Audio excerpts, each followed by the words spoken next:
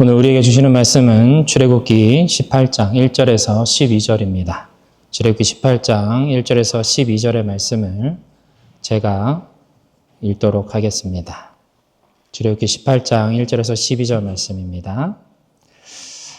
모세의 장인이며 미디안의 제사장인 이드로는 하나님이 모세와 이스라엘 백성을 이집트에서 인도해 내실 때 그들에게 행하신 모든 일에 대하여 들었다. 그래서 그는 모세가 돌려보낸 그의 아내 십보라와 그의 두 아들을 데리고 모세가 있는 곳으로 떠났다. 모세의 두 아들은 게르솜과 엘리에셀이었다. 모세는 내가 외국 땅에서 나그네가 되었다 하고 한 아들의 이름을 게르솜이라고 지었고 또 내 아버지의 하나님이 나를 도와 바로의 칼을 날에서 나를 구원하셨다 하고 다른 아들의 이름을 엘리에셀이라고 지었던 것이다. 모세의 장인 이드로는 모세의 아들들과 아내를 데리고 모세가 천막을 치고 있는 광야로 들어왔는데 그곳은 하나님의 산이 있는 곳이었다. 그가 모세에게 자기들이 왔다는 말을 전하자 모세가 나가서 그의 장인을 맞아 그 앞에 절하고 그에게 입을 맞추었다. 그리고서 그들은 서로 안부를 묻고 함께 천막에 들어갔다. 모세는 여호와께서 이스라엘 백성을 구하기 위해 바로와 이집트 사람들에게 행한 모든 일과 그들이 오는 도중에 당한 모든 어려움과 또 여호와께서 어떻게 그들을 구원하셨는가를 자기 장인에게 다 말하였다. 그러자 이드로가 그 모든 일을 듣고 기뻐하며 이렇게 말하였다. 여호와를 찬양하라. 그가 너희를 바로와 이집트 사람의 손에서 건져내시고 종살이하던 백성을 구원하셨다. 여호와께서 자기 백성을 교만하고 잔인한 이집트 백성에게서 구원하셨으니 이제 나는 여호와가 모든 신보다 위대하신 분임을 알았다. 그러고서 모세의 장인 이드로가 불에 태워 바칠 번제물과 그 밖에 하나님께 드릴 희생 제물을 가져오자 아론과 이스라엘의 모든 장로들이 와서 모세의 장인과 함께 하나님 앞에서 식사하였다. 아멘. 다른 사람과 구별하기 위해서 붙여서 부르는 말을 이름이라고 합니다. 성경에도 여러 이름이 등장합니다. 태초의 사람인 아담의 이름은 아다마, 곧 흙이라는 단어에서 파생되었습니다. 사람은 흙으로 만들어졌고 흙으로 돌아간다라는 뜻이 그 이름 안에 담겨 있는 것입니다. 출애굽기의 주인공인 모세라는 이름은 우리가 잘 알다시피 물에서 건지다라는 뜻을 가지고 있습니다. 이스라엘의 모든 남자아이들이 물에 빠져 죽어야만 하는 그런 절망적인 상황에서 유일하게 건짐을 받은 모세는 그 이름에서부터 하나님의 놀라운 구원을 상징하고 있습니다. 물에서 건짐을 받은 이 모세를 통해서 하나님께서는 이스라엘 백성들을 이집트에서 건져내십니다. 그 외에도 성경에 등장하는 많은 이름들은 단순히 한 사람을 가리키는 특정적인 의미 이외에 그 인물이 살아가는 시대와 상황은 물론 하나님의 섭리까지 담아내고 있는 경우가 있습니다. 오늘 본문에서 언급되고 있는 모세의 두 아들의 이름이 그러합니다. 오늘 본문 3절에서 4절의 말씀을 우리 한번 같이 읽어보도록 하겠습니다. 그의 두 아들을 데리고 모세가 있는 곳으로 떠났다. 모세의 두 아들은 게르솜과 엘리에셀이었다. 모세는 내가 외국 땅에서 나그네가 되었다 하고 한 아들의 이름을 게르솜이라고 지었고 또 내 아버지의 하나님이 나를 도와 바로의 칼날에서 나를 구원하셨다 하고 다른 아들의 이름을 엘리에셀이라고 지었던 것이다. 모세는 첫째 아들의 이름을 내가 외국 땅에서 나그네가 되었다라는 뜻의 게르솜이라고 지었습니다. 모세는 이집트 공주의 아들로서 왕궁에서 최고의 교육을 받으며 자랐지만 이집트 사람이 될 수는 없었습니다. 모세 스스로 이미 자신은 이집트 사람이 아니라 히브리 사람이라는 것을 알고 있었고 그렇게 받아들이고 있었기 때문입니다. 모세는 결국 이집트에서 노예 생활을 하며 고통받는 한 히브리인을 돕다가 살인을 저지르고 광야로 도망치게 되었습니다. 그가 광야로 갈 수밖에 없었던 이유는 그가 살인자가 된 것도 있었지만 왕족이었던 그가 노예로 살아가는 이스라엘 백성들 사이로 들어갈 수도 없었고 그렇다고 동족의 아픔을 외면하며 이집트 사람으로 행세하며 계속 살아갈 수도 없는 노릇이었기 때문입니다. 모세는 아무도 없는 광야로 나가서 자신이 누구인지 의문을 가지지 않는 사람들 속에 섞여서 그저 한 사람의 나그네로 살아가기로 합니다. 그렇게 떠난 미디안 광야에서 모세는 아내 십보라를 만나 얻은 첫째 아들의 이름을 게르솜이라고 지었습니다. 나그네였던 모세는 40년 동안 광야에서 살면서 장인 이드로의 양을 쳤습니다. 당시 고대 근동 지역을 지배하던 이집트의 권력자 그룹에 속해 있었던 모세는 한순간에 이름 없는 광야의 양치기가 되었습니다. 자신의 양이 아닌 장인어른의 양을 대신 맡아 관리하는 역할이었으니 얼마나 작고 초라한 인생이 되어버렸는지 짐작해 볼 수 있습니다. 당시 최고의 부와 권력을 누려봤던 모세였기 때문에 어쩌면 모든 것에서부터 초연해지고자 그 무엇에도 집착하지 않는 나그네의 삶을 살아가는 것이 그가 선택한 마지막 인생 노정이었는지도 모릅니다. 그러나 하나님께서는 80세가 된 모세를 부르셨습니다. 200만 명이 넘는 이스라엘 백성들을 이집트에서 이끌어내라 명령하셨습니다. 이집트의 파라오를 무릎 꿇린 10가지 재앙은 양치기였던 모세의 손끝에서 시작되었습니다. 홍해 앞에서 갈 바를 몰라 부르짖는 이스라엘 백성들을 위해 모세가 양을 칠 때 사용했던 지팡이를 높이 들자 바다가 갈라지며 보이지 않던 구원의 길이 드러났습니다. 하나님의 임재의 상징인 불기둥과 구름기둥을 따라 걸어가는 이스라엘 백성들과 함께 모세는 매일 아침 하늘에서 떨어지는 빵인 만나를 에너지 삼아 약속의 땅이라고 하는 가나안을 향해서 걸어갔습니다. 그리고 지지난주에 우리가 함께 나눴던 것처럼 르비딤에서 펼쳐진 아말렉과의 전투에서 모세와 이스라엘은 처음으로 전쟁에서 승리함으로 노예가 아닌 군대로, 나그네가 아닌 하나님의 백성으로, 하나님의 사람으로 거듭나게 되었습니다. 세상의 전쟁은 힘과 전략과 무기로 합니다. 다른 나라보다 우수한 전략과 무기 체계가 있다면 전쟁에서 승리할 수 있다고 보기 때문에 세상의 많은 나라들은 예전이나 지금이나 먼저 더 강력한 무기를 만들기 위해서, 개발하기 위해서 끊임없이 경쟁을 하고 있습니다. 하지만 여호와 하나님께 속한 백성들의 전쟁은 다릅니다. 오직 하나님을 신뢰하고 끝까지 그분을 의지하는가, 의지하지 않는가, 이것에 전쟁의 승패가 갈리기 때문입니다. 이스라엘은 그들이 하나님의 명령에 따라 순종하며 나간 곳에서 승리합니다. 그리고 여호와 니시의 하나님을 찬양하는 제단을 쌓아서 예배합니다. 광야라는 그 팍팍한 현실은 전혀 달라지지 않았지만 오히려 익숙하지 않은 그 광야에서 전쟁을 하여 승리하였다라는 것은 이스라엘 백성들에게 새로운 자신감과 하나님의 군대로서의 정체성을 발견하게 하는 아주 중요한 계기가 되었습니다. 하나님의 본격적인 광야 학교에 들어간 모세와 이스라엘 백성들, 그들은 변화하고 있습니다. 처음 치르는 전쟁을 통해서 이스라엘은 분명히 성장했습니다.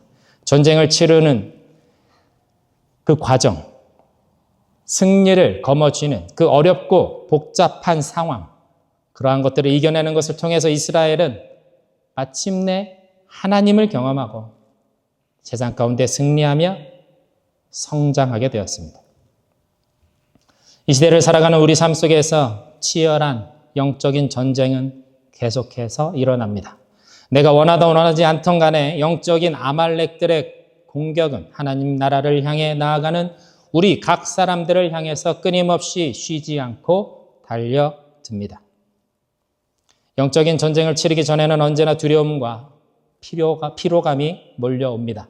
피하고 싶고 도망가고 싶을 때마저 있습니다. 그래서 영적인 전쟁을 외면하고 미리 포기해 버리기까지 합니다. 그러나 우리는 이 전쟁에서 승리해야 합니다. 우리는 이 전쟁에서 승리할 수밖에 없는 존재이기 때문에 그렇습니다. 왜입니까? 예수 그리스도께서 십자가에서 이미 승리하셨기 때문입니다. 우리는 그 예수 그리스도의 승리를 믿는 믿음으로 나에게 주어진 영적인 싸움을 싸워 나가는 주님의 자녀요 군대입니다. 그러므로 우리는 우리 삶 가운데 나를 향해서 돌진해오는 영적인 도전 앞에서 조금도 물러 서서는 안 됩니다. 골리앗 앞에 다윗처럼 믿음을 발휘해야 합니다. 주님을 선택하고 또 주님을 선택함으로 싸움에서 이기고 또 이김으로 하나님께 영광이 되고 기쁨이 되며 그리스도의 십자가의 승리를 우리 인생 가운데 실질적으로 확인해 나가는 참된 주님의 자녀들이 되어야 합니다.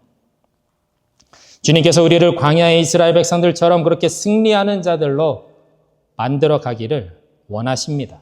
이스라엘 백성들처럼 처음에는 크신 팔로 우리를 보호하시지만 나중에는 스스로 나가 싸워 이기는 자들이 되어 약속의 땅인 그 가나안까지 점령에 들어가는 믿음의 사람들, 천국을 향해 침노에 들어가는 여호와의 군대로 빚어 가시는 것입니다. 우리에게는 새로운 정체성이 필요합니다.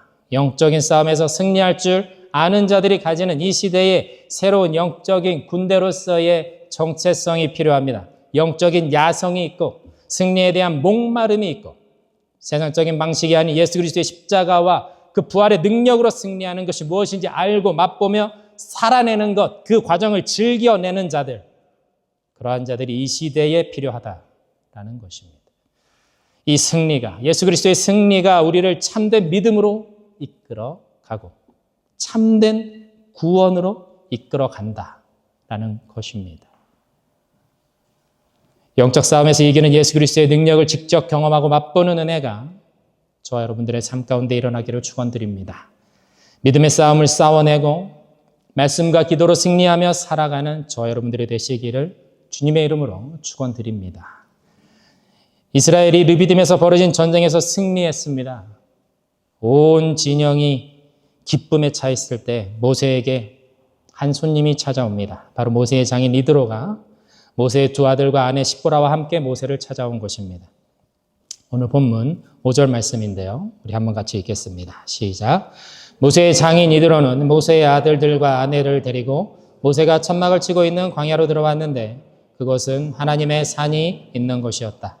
모세의 장인 이드로는 오늘 본문 1절의 말씀을 보면 미디안 제사장이라고 되어 있습니다. 그는 유대인이 아니었고 이방신을 섬기는 이방인 제사장이었습니다. 학자들은 이드로가 다양한 이방신을 섬기는 다신론자였다라고 이해를 합니다. 유대인들처럼 오직 한 분 하나님만을 섬기는 것이 아니라 각 영역의 신들, 곧 이집트와 그리스처럼 농경의 신, 전쟁의 신, 사랑의 신, 시간의 신, 이렇게 다양한 신들을 함께 섬기는 그런 제사장이었다라는 뜻입니다. 그런 이드로가 모세를 방문하여 하나님에 대해서 듣고 처음으로 하나님의 살아계심을 인정하게 되는 은혜를 누리게 됩니다. 오늘 본문 6절에서 8절의 말씀을 같이 읽겠습니다. 시작. 그가 모세에게 자기들이 왔다는 말을 전하자 모세가 나가서 그의 장인을 맞아 그 앞에 절하고 그에게 입을 맞추었다. 그리고서 그들은 서로 안부를 묻고 함께 천막에 들어갔다. 모세는 여호와께서 이스라엘 백성을 구하기 위해 바로와 이집트 사람들에게 행한 모든 일과 그들이 오는 도중에 당한 모든 어려움과 또 여호와께서 어떻게 그들을 구원하셨는가를 자기 장인에게 다 말하였다. 모세는 오랜만에 만나는 장인을 반갑게 맞아들입니다. 모세에게는 참 고마운 사람이 이 장인 이드로입니다. 아무것도 없이 몸만 겨우 이집트에서 빠져나온 모세를 사위로 받아들여주고 자신의 집에서 살 수 있도록 은혜를 베풀어준 사람이 이드로였기 때문입니다. 그리고 40년이 지난 어느 날 하나님의 부르심을 받아 이집트로 되돌아가게 되었을 때에도 이드로는 모세를 붙잡지 않고 그를 축복하며 보내주었습니다. 그런데 지금 다시 만나는 모세는 이전과는 조금 달라진 모습입니다. 일행만의 이스라엘 백성들의 지도자가 되었고 하나님의 계시를 받아 전하는 선지자가 되어 있었기 때문입니다. 모세는 이드로에게 그동안에 있었던 일들에 대해서 이야기하기 시작했습니다. 8절 말씀에서 장인에게 다 말하였다라고 현대인의 성경에서 번역하고 있는 이 사파르라는 단어는 원래는 숫자를 세다 또는 계산하다라는 뜻을 가지고 있다고 합니다. 다시 말해서 모세가 그간에 일어났던 일들을 이방인이었던 장인 이드로가 알아들을 수 있도록 아주 소상하고 꼼꼼하게 설명해 주었다라는 뜻입니다. 이드로는 처음으로 살아계신 하나님의 역사를 생생하게 전해 들었습니다. 당사자인 모세가 직접 경험하고 그의 눈으로 본 하나님의 구원의 역사를 전해들은 이들로는 크고 놀라우신 하나님을 찬양하지 않을 수 없게 되었습니다. 사랑하는 믿는 본교회 성도 여러분, 하나님의 크고 놀라우신 일들을 사람들에게 전하는 저와 여러분 되시기를 주님의 이름으로 축원드립니다. 우리가 성경을 통해서 읽고 이해하는 그 하나님, 그 하나님에서 한 걸음 더 나아가 그 성경에 말씀하고 있는 그 하나님을 직접 경험하는 저와 여러분 되시기를 주님의 이름으로 간절히 축원드립니다. 내 삶에 하나님께서 개입하시고 역사하셨을 때 우리의 고백은 의외로 단순합니다. 아, 하나님이 정말 살아계시구나 라는 말입니다. 하나님의 살아계심을 내 삶 속에서 직접 경험하였을 때 다른 사람들에게 하나님에 대해서 이야기하는 것, 그것은 너무나도 쉽고 자연스러운 일이 됩니다. 왜냐하면 내가 경험한 일이 되기 때문입니다. 사랑에 빠진 사람들은 눈을 보면 알 수가 있습니다. 자신이 사랑하는 사람에 대해서 이야기할 때 그들의 눈은 반짝거립니다. 하나님을 만난 사람들이 자신이 경험한 하나님에 대해서 이야기할 때도 비슷합니다. 그들의 눈은 감격과 경외함으로 반짝이게 되기 때문입니다. 아마도 오랜만에 만난 이들에게 하나님에 대해서 증거하는 모세의 눈 역시 생기가 돌고 빛이 났을 것입니다. 그렇습니다. 우리 인생이 가장 빛나는 때는 세상의 어느 자리에 오르고 무엇인가를 성취했을 때가 아니라 하나님의 살아계심을 세상 가운데 증거할 때일 것입니다. 하나님께서 내 삶에 역사하신 일들에 대한 생생한 증언은 하나님에 대해서 잘 모르고 또 하나님의 살아계심에 대해서 의심하는 사람들에게 가장 강력한 증거가 됩니다. 우리는 이러한 고백으로 인해서 하나님의 살아계심의 증거가 되어야 하고 동시에 하나님께 영광이 되는 아름다운 예배자로 설 수 있어야 합니다. 우리가 살아가면서 하나님께 올려드릴 수 있는 가장 강력한 예배, 그것은 하나님을 모르는 사람들에게 하나님의 살아계심을 증거하는 것입니다. 그러나 내가 하나님을 알지 못하고 내가 직접 그 하나님을 경험하지 못하면 하나님의 살아계심을 확신 가운데 증거할 수 없습니다. 하나님에 대한 경험은 우리가 세상 속에서 믿음으로 승리한 경험입니다. 말씀에 내 삶을 내어 던지고 온전히 내어 맡겼을 때에 하나님께서 어떻게 역사하셨는가? 어떠한 실질적인 변화가 내 삶 가운데 일어났는가와 같은 것입니다. 나를 구원하시고 나를 돌보시는 그 하나님을 우리 삶 가운데 깊이 만나고 그분의 일하심을 구체적으로 경험할 필요가 있다는 뜻입니다. 모세처럼 홍해가 갈라지는 그러한 놀라운 기적이 아닐 수도 있을 것입니다. 그러나 내 삶 속에서 구체적으로 응답하시고 내 상황에서 내 주어진 삶의 자리에서 말씀하시며 나에게 세밀하게 인도하시는, 나의 길을 세밀하게 인도하시는 하나님의 그 손길을 지속적으로 경험하고 확인하며 살아가는 그 은혜가 우리에게 분명히 있어야 한다라는 것입니다. 르비딤에서 이스라엘이 승리한 것처럼 말입니다. 구체적인 믿음의 승리를 거둔 삶의 사례가 있어야 된다는 것입니다. 그러한 증거들이 있어야 된다는 것입니다. 결국 이것이 다른 말로 하면 삶의 예배가 되는 것입니다. 가장 강력한 예배가 되는 것이죠. 이러한 삶의 예배를 어떻게 시작할 수 있겠습니까? 잠언 3장 5절에서 9절의 말씀은 우리에게 이렇게 말씀합니다.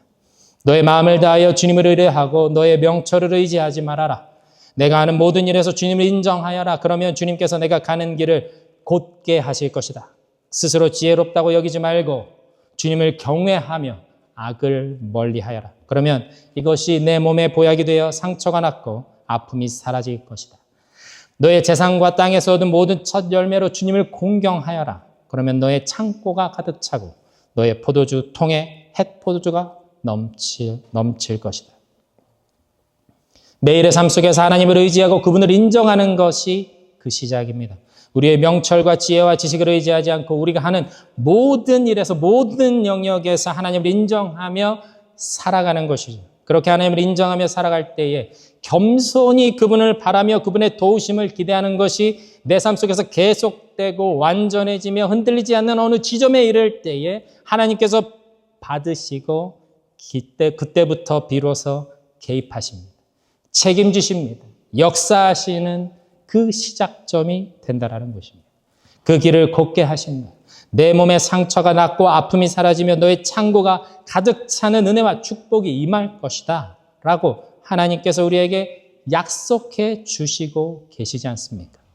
복을 받기 위해서, 잘 되기 위해서, 세상의 경쟁에서 이기기 위해서 하나님을 믿는 것이 아니라 삶의 모든 영역에서 살아계신 하나님을 인정하는 삶, 그 삶을 살아낼 때에 하나님께서 비로소 간섭하시고 복 주시고 친히 이끌어 가신다라는 말씀입니다. 하나님을 인정하고 그분을 경외하는 것, 그것이 우리의 삶 가운데 계속 되기를 주님의 이름으로 축원드립니다. 주님을 모든 영역으로 초청하십시오. 그리고 그분을 인정하십시오. 그것이 첫 걸음이 될 것입니다. 그리고 하나님께서 내 삶 가운데 어떻게 일하시는가 보십시오. 홍해 앞에서 적극적으로 하나님의 일하심을 바라보았던 이스라엘 백성들처럼 하나님의 일하심을 보고 그분을 그 자리에서 예배하고 그분의 크고 위대하심을 사람들에게 기회가 될 때마다 증거하며 살아가는 것입니다. 그것으로 인해 하나님은 영광을 받으시고 우리에게 은혜를 주시고 우리의 이 간증과 이 고백을 듣는 사람들의 심령과 영혼까지 어루만지심으로 그들로 하여금 구원에 이르게 하십니다. 오늘 본문 9절에서 11절의 말씀을 같이 읽겠습니다. 시작. 그러자 이드로가 그 모든 일을 듣고 기뻐하며 이렇게 말하였다. 여호와를 찬양하라. 그가 너희를 바로와 이집트 사람의 손에서 건져내시고 종살이하던 백성을 구원하셨다. 여호와께서 자기 백성을 교만하고 잔인한 이집트 백성에게서 구원하셨으니 이제 나는 여호와가 모든 신보다 위대한 분임을 알았다. 복음은 영을 흔들어 깨웁니다. 잃어버렸던 영적인 기쁨, 세상에 없는 영적인 기쁨, 하늘의 기쁨을 회복하게 합니다. 이드로가 여호와 하나님께서 하신 일에 대해서 소상히 듣고 가슴이 벅차오르며 기쁨 가운데 외칩니다. 여호와를 찬양하라. 이방신을 섬기는 그의 입에서 여호와 하나님의 이름을 찬양하라 라는 외침이 터져 나왔습니다. 하나님을 인정하는 것이죠.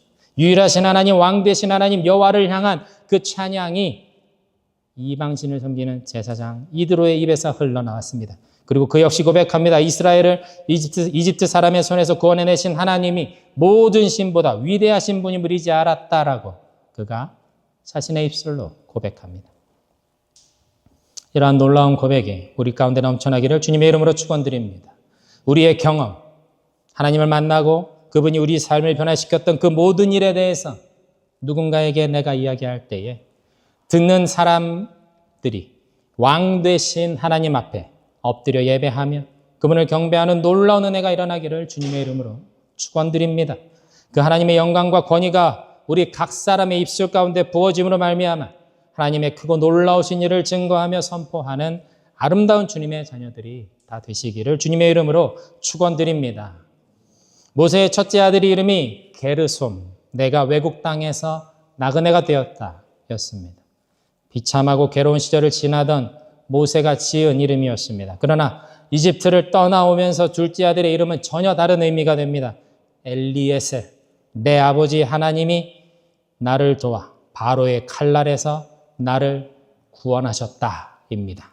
모세가 계속해서 이집트의 왕궁에서 머물러 있었다면, 그가 용기를 내지 못하고 자신의 가진 것들을 내려놓지 못하였다면, 그가 이방 땅에서 정말로 나그네가 되지 않았다면 엘리에셀의 하나님을 만나지 못했을 수도 있습니다. 하나님은 나그네와 같은 우리를 돌보시는 하나님이십니다. 세상 가운데 영적 전쟁 가운데 놓여진 우리를 승리하게 하십니다.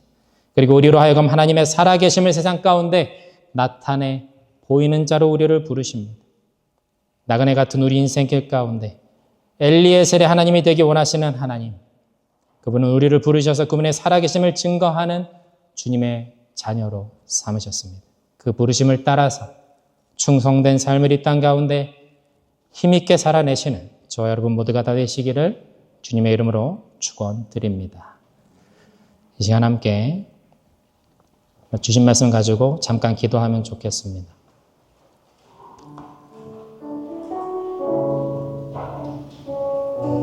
여러분, 영적 전쟁 가운데, 삶의 어려움 가운데 혹시 계십니까?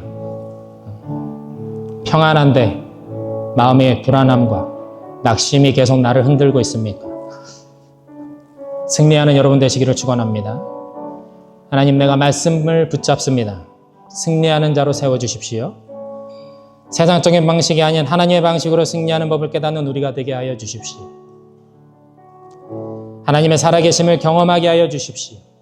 우리 삶의 문제들은, 영적인 전쟁들은, 우리를 무너뜨리려고 하는 사단의 시험은 우리가 그것을 이겨내었을 때 우리가 어떠한 존재인지 깨닫게 하고 새로운 정체성을 가질 수 있는 기회가 되게 합니다. 하나님, 온 세상 가운데 내가 승리함으로 하나님을 증거하는 인생 살게 하여 주십시오. 내 삶을 들어서 내가 드러나는 것이 아니라 하나님이 드러나는 그러한 인생이 되게 하여 주시옵소서. 우리 말씀 붙잡으며 우리 한번 같이 기도하겠습니다. 함께 기도하겠습니다. 하나님 아버지 감사합니다. 말씀 가운데 반응하며 나아갑니다. 우리의 삶을 들어서 하나님의 살아계심을 나타내 드러내 보이기 원하시는 하나님, 작은 나의 삶에 승리를 통해서 하나님이 드러나기를 원합니다. 그 승리를 통해서 내가 주님을 더 깊이 알고 내가 주님과 더 깊은 관계 안에 들어가고 살아가신 하나님을 세상 가운데 나타내 보이고 증거하는 자로 세워지기를 원합니다. 하나님, 나를 사용해 주십시오. 나의 삶 가운데 패배하지 아니하고 낙심치 아니하고 절망치 않게 하셔서 주님을 향한 끝없는 소망으로 다시 일어나며 또 일어나는 저희들이 되게 하여 주십시오. 우리를 통하여 영광을 받아주시고 주님의 살아계심이 열방 가운데 나타나 증거되는 은혜가 있게 하여 주십시오.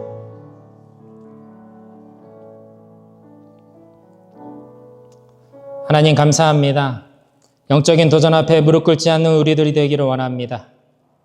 눈앞에 보이는 것에 사로잡히지 않고 보이지 않는 영역에서 눈앞에 보이는 것에 사로잡히지 않고 보이지 않는 영역에서 주님께서 우리에게 주신 예수 이름의 권세로 승리하며 나아가는 우리 모두가 되게 하여 주시옵소서. 그러므로 말씀이 진리임을, 하나님께서 정말 살아계심을 세상 가운데 주님을 모르는 사람들에게 전할 수 있는 영화롭고 명예로운 그러한 삶을 살아가는 우리 모두가 되게 하여 주시옵소서. 예수님의 이름으로 기도드립니다. 아멘.